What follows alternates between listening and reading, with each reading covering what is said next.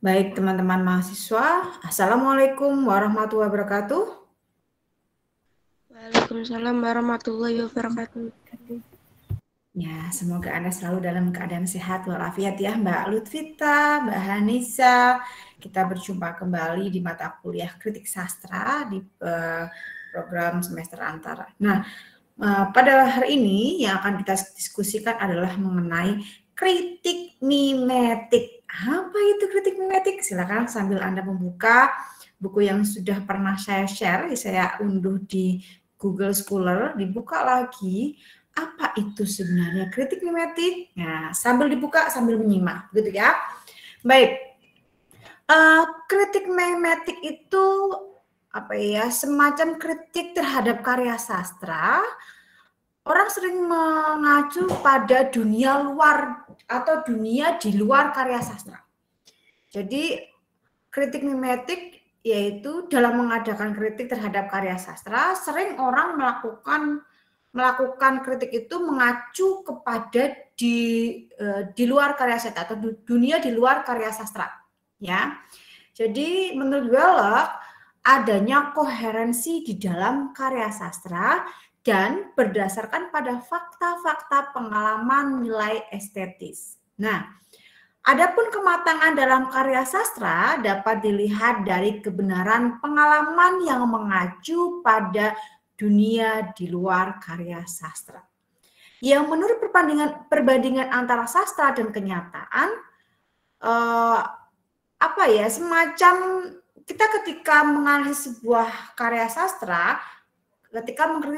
sastra, maka pengkritik itu mengacu pada dunia yang ada di luar karya sastra tersebut. Jadi di dalam kritik ini menuntut perbandingan antara sastra dan kenyataan. Nah, diungkapkan lebih lanjut bahwa dalam penilaian akan dikaitkan dan didasarkan pada istilah estetika mengenai kejelasan, intensitas, perbandingan yang berpola, keluasan, dan kedalaman yang mirip dengan kehidupan. Nah, analogi antara sastra dan kehidupan sangat menonjol kalau diolah dengan gaya tertentu. Seperti yang diungkapkan oleh Luxemburg, kriteria yang mengaitkan karya sastra dengan kenyataan yang ditiru atau tercermin di dalamnya. Ini kritik yang diungkapkan oleh Luxemburg adalah merupakan kriteria yang mengaitkan karya sastra dengan kenyataan yang ditiru atau tercermin di dalamnya. Nah, sebuah karya sastra dinyatakan baik bila kenyataan yang diungkapkan dengan tepat, lengkap, atau secara tipikal atau menampilkan ciri-ciri yang khas. Bila sang kritikus mengharapkan dari sastra supaya kenyataan diperjelas, maka kriteria ini yang ditonjolkan. Penilaian mengutamakan karya sastra secara tidak langsung memantulkan kenyataan. Sementara menurut Yudhoyono KS bahwa kritik adalah kritik yang menekankan pada ketepatan atau kebenaran karya sastra dalam membayangkan atau melukiskan objek yang bersangkutan.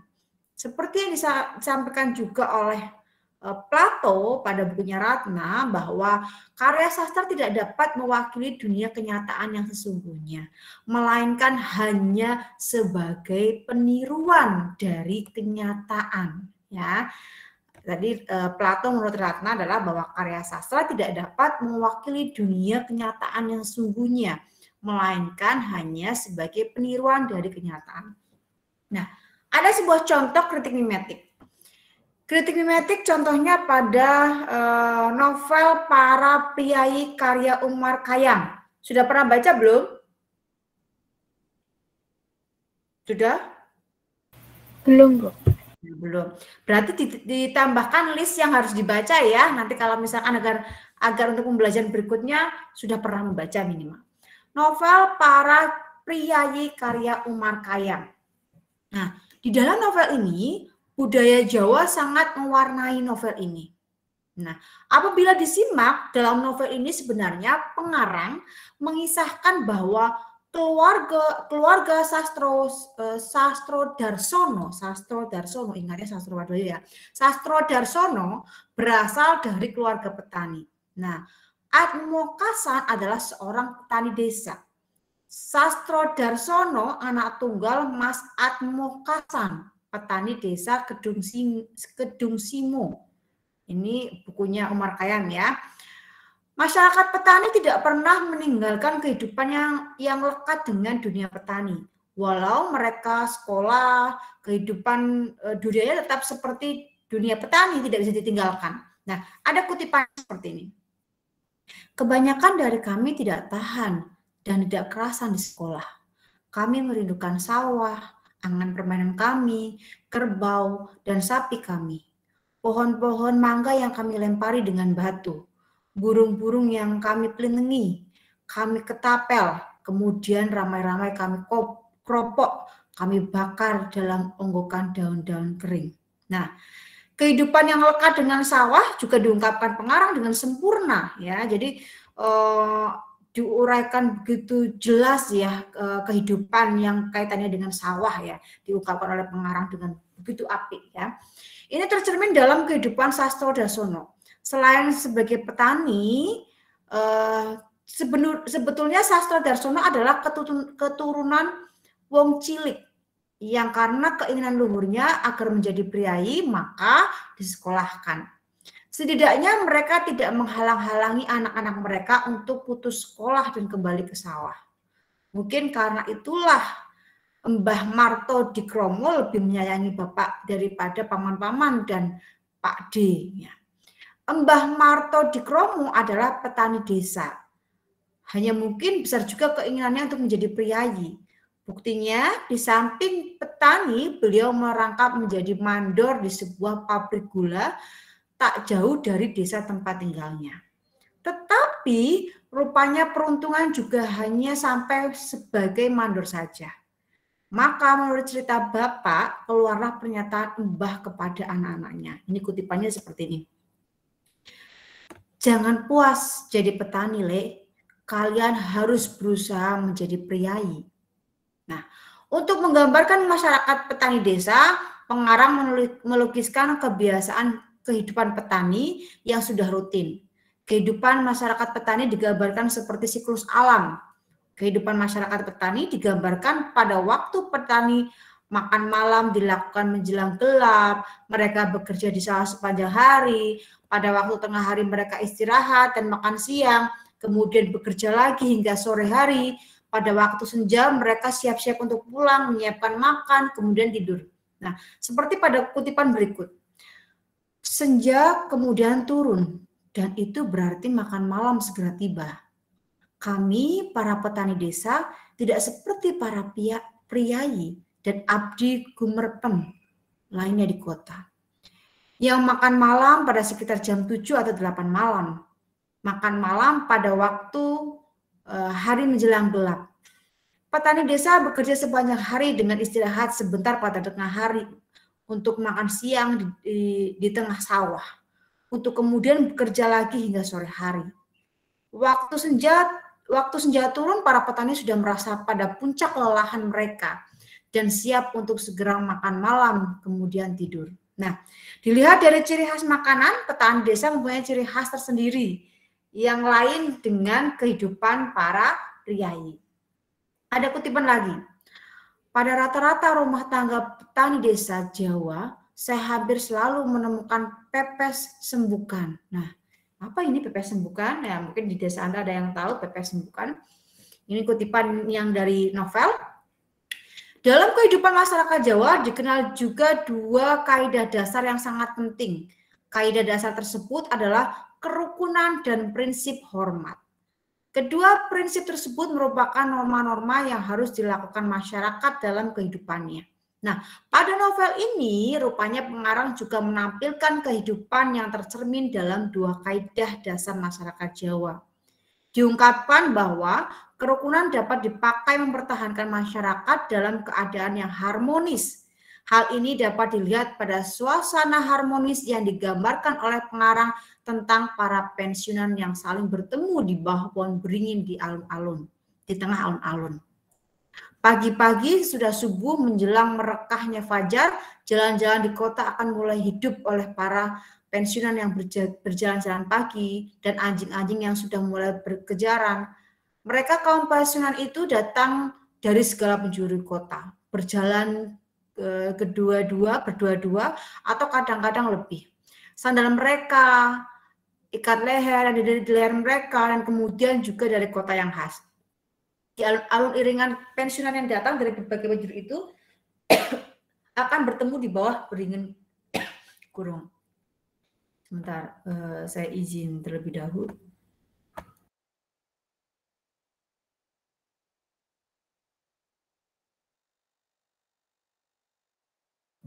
Ya, Mbak Hilda, sebentar. Saya tadi batuk gatal. Gimana Mbak Hilda? Ada pertanyaan? Mohon maaf Ibu, itu aja Bu. Hah? Kenapa? Tidak sengaja Bu. Oh iya. Oke, kita lanjutkan kembali. Baik. Kita lanjutkan kembali.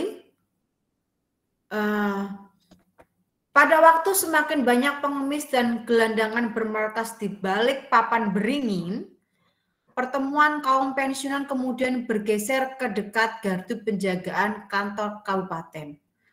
Berbagai tema dan topik akan menguasai pembicaraan mereka. Ini dalam kutipannya Umar Khayyam. Nah, hidup rukun berarti hidup dalam kedamaian tanpa perselisihan dan pertentangan.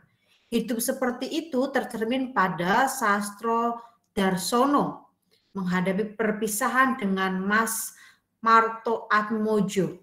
Ya. Walaupun Mas Martoatmojo dipindah ke tempat yang gersang dan tandus, tetapi ia tetap menerima dengan ikhlas, tidak ada rasa dendam ataupun sakit hati. Sastro Darsono menerima perpisahan dengan suasana penuh keakraban tanpa ada pertentangan sedikit pun. Nah, untuk menggambarkan kerukunan yang tanpa perselisihan diungkapkan oleh pengarang dalam keluarga. Hal ini dapat disimak pada waktu Sumini akan dilamar oleh Harjono untuk menentukan bahwa lamaran diterima atau ditolak.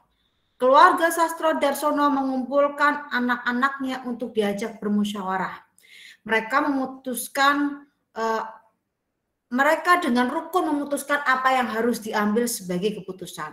Nah, kaidah kedua dalam kehidupan masyarakat Jawa yaitu prinsip hormat. Pada prinsip tersebut terlihat dalam kehidupan masyarakat harus selalu dapat menunjukkan sikap hormat terhadap orang lain yang sesuai dengan derajat dan kedudukan. Pada keadaan ini, pengarang digambarkan pada diri Sastro Darsono, meski hanya keturunan petani desa, dia tetap mementingkan sikap hormat. Nah, ada kutipan seperti ini. Orang tua saya, meskipun hanya petani desa, sangat mementingkan tata krama dan tertib priayi. Penguasaan bahasa mereka boleh dikata sangat baik. Mereka tahu benar kapan harus memakai bahasa kromo alus, kromo madya, kapan pula memakai bahasa ngoko yang paling rendah tingkatannya. Nah, secara eksplisit juga dikemukakan oleh pengarang bahwa dalam kehidupan orang Jawa memang penuh dengan basa-basi, ya. Tanpa basa-basi kehidupan menjadi kering. Nah, prinsip hormat dapat terungkap adanya wedi, izin, dan sungkan. Wedi yang dimaksud adalah rasa takut yang oleh karena takut melukai orang lain. Izin di sini dimaksudkan tidak mengungkapkan secara terus terang, dan sungkan dimaksudkan adalah segan terhadap orang lain. Nah, ketika perasaan tersebut mempunyai fungsi sosial untuk memberi dukungan terhadap prinsip hormat. Jadi ada rasa izin, wedi, dan sungkan tampak pada diri Lantip. Ya, Lantip.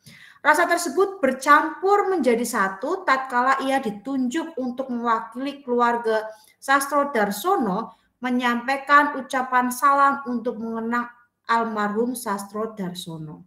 Sungkan karena mengapa bukan yang lain yang memberi sambutan.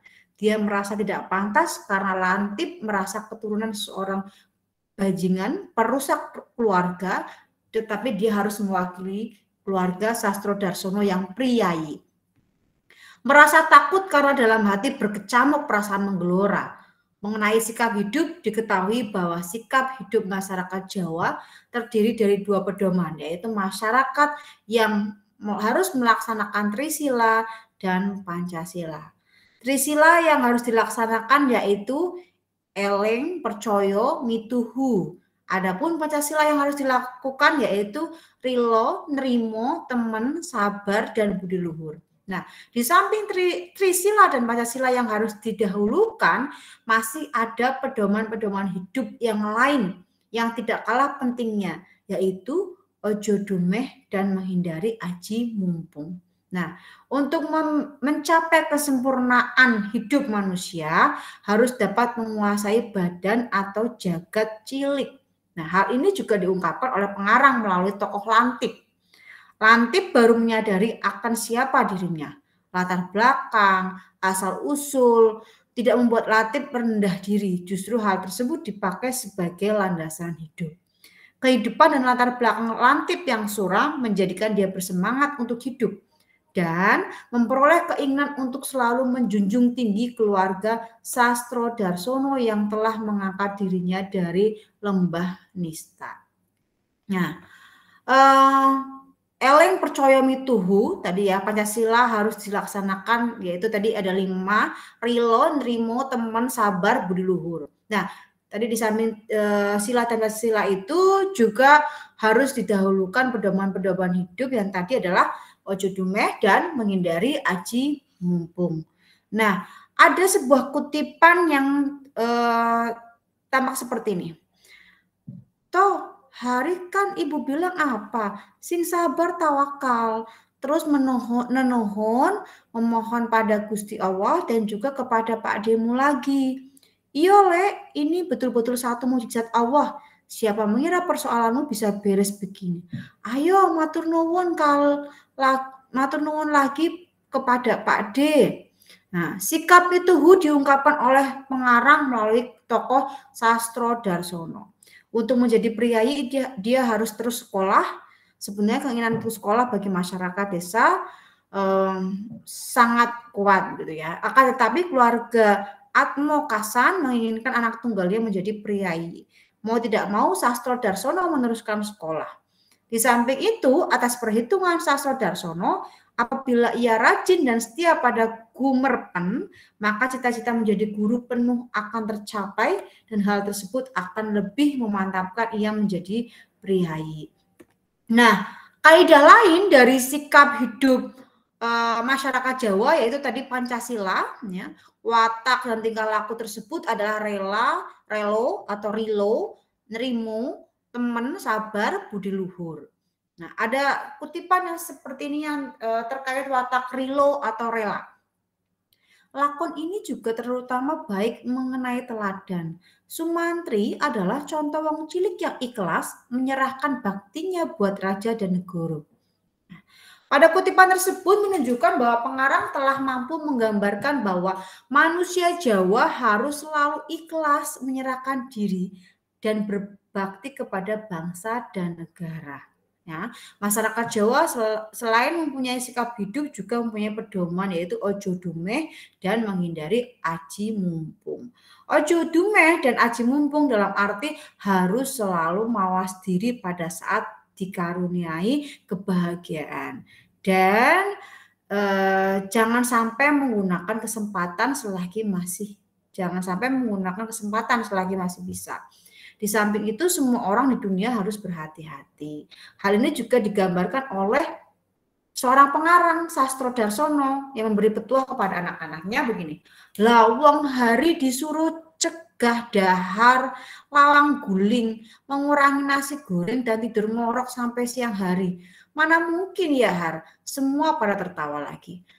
Begini Le Hari, karena kau masih kanak-kanak ya bolehlah makan agak banyak dan agak enak dikit. Juga tidur bolehlah lama sedikit karena kamu masih harus tumbuh. Tapi tetap kamu harus eling ingat akan inti laku itu. Prihatin, dan prihatin. Nah, ini beberapa kutipan, beberapa penjelasan tentang contoh kritik mimetik ya. Tadi ingat baik-baik bahwa di kritik mimetik ini mengacu pada dunia di luar karya sastra. Jadi biasanya karya sastra dikaitkan dengan kenyataan ya, kenyataan yang tercermin di dalam karya sastra tersebut. Jadi ceritanya adalah tentang budaya Jawa. Maka dikaitkan dengan budaya Jawa yang sebenarnya seperti apa. Itu kritik mimetik. Sampai sini paham teman-teman? Paham, Ibu. Baik, terima kasih Mbak Lutfita dan Mbak Hanisa. Baik, kalau sudah paham untuk rekaman saya tutup dulu. Terima kasih. Wassalamualaikum warahmatullahi wabarakatuh. Kita lanjutkan pada hal berikutnya.